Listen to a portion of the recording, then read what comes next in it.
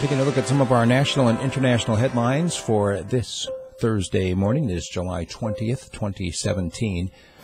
President Trump is blasting the recent media reports on his latest secret meeting with Putin. It's actually a meeting that happened on the sidelines of the G20 meeting. This wasn't one of their official ones. It was actually just during a dinner.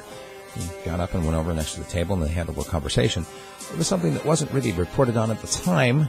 However, details have emerged, and people are saying, oh, another secret meeting. I don't care how you feel about it. I'm just throwing it out there. That's the news. China has been reportedly moving military hardware, heavy military hardware, the big stuff, into Tibet, right up there in the area where they are in conflict with India. The troops have been in a standoff there for months. Now they're moving in big weapons. Palestinians clashing with Israeli forces yesterday outside the al-Aqsa compound, still in protest against the security measures that Israel put in place after the shootout that happened at the mosque last Friday. Part of the protest, they say, isn't about the security measures, but rather about Israel exerting control. The EU is employing counter-espionage tools at the Brexit talks amidst fears of British spying.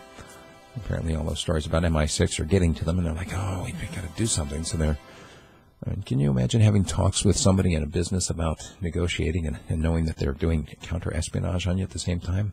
Way to have the trust, guys. Diplomatic talks and mutual deterrence may be a possibility. It's someday. There's a range of options for dealing with North Korea.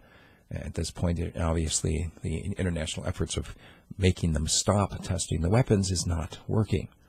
Charlie Gard, remember that little baby boy who's got this fatal condition, and the doctors want to just basically kill him. They're saying he deserves to die with dignity. His parents, of course, continuing to fight that. They brought in a U.S.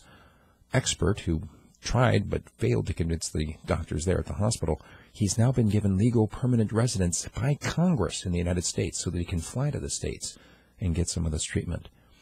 The head of the military in France has quit over budget cuts. And the Saudi-led bloc, those 4 countries who have been blockading Qatar, they've now modified their demands from the 13 down to 6. And they're actually very broad demands, but Qatar is still remaining, nope. We did not do what you have accused us of doing, and what you are doing is in violation of international law, and we will not comply. Meanwhile, they're having to fly in all of their supplies to feed their country. As U.S. labor officials are continuing to investigate Google, they're saying that the confidentiality rules that Google has in place is discouraging whistleblowers. They've actually had a number of employees that they're trying to interview saying, I don't think I have permission to talk to you. As in, they don't have permission to talk to the government investigators.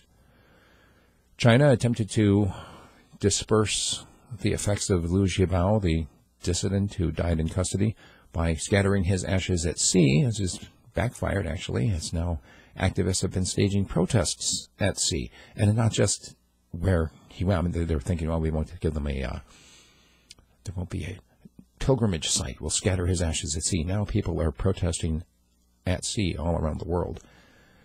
In Britain, the government has extended the state pension age now to 68, which means that millions of workers are going to be forced to work an extra year. That'll be my subject of commentary today. And in the United States, in light of the death of that Australian woman, Justine Damond, U.S. investigators say that a loud sound may have sparked the police shooting. Apparently there was a loud sound somewhere near the police car just before the woman appeared at the window to talk to the police officers when she was shot to death. There's a tourist from the UK who's missing in Australia right now after ranting about an apocalypse on Facebook. There's also a story that's kind of rattling people about the Illuminati sign that Angela Merkel has been making. Now, she made that sign in front of Royals Kate and William. They, by the way, did not return that sign.